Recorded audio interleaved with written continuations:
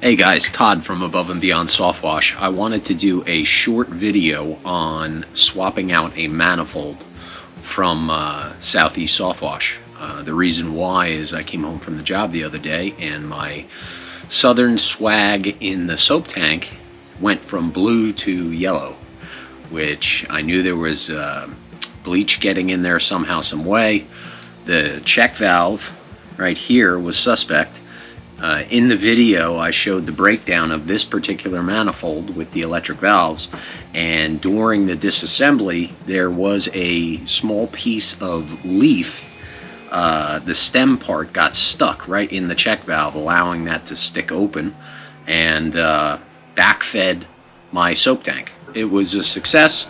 This is the old one. The new one is now mounted on the trailer, ready to go with the 3 batch buster valves. In reference to swapping out this manifold, I wanted to kind of go over it with you guys so you fully understand what I had to do, what kind of tools I had to use. These were 7/16 studs, basically, that pop through and support this inside of the Smartblend Pro, on the old version anyway. It also had 5/16 nuts on each corner. This was mounted to a backing plate inside of the red Smartblend Pro box that I have.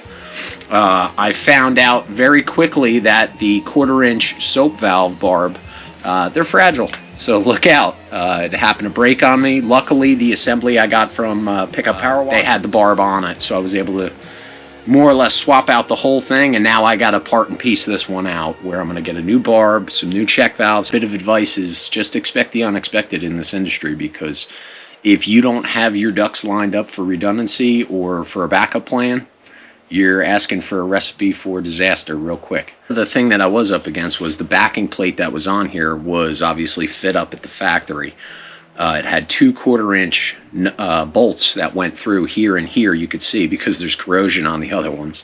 But those 2 bolt holes, when the new assembly went on, it wasn't an exact match. So you're going to need a cordless drill, you're going to need drill bits, like I said, hose clamps, flathead screwdrivers, a big one, a little one.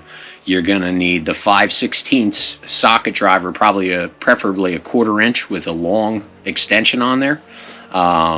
7/16 socket wrench, whether it be 1/4-inch or 3/8.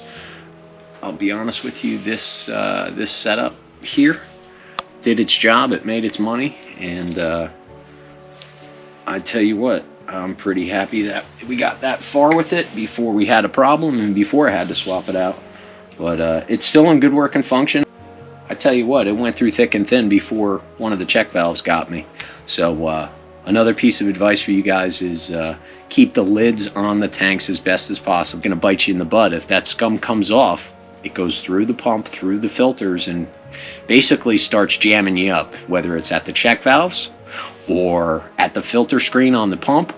It really depends, but it'll get you if you don't maintain. So once again, guys, have the spares, check valves, spare barbs, and have a spare manifold laying around. It'll save your ass one of these days. Hope this video helps you guys. Subscribe to the channel, and hope to see you soon.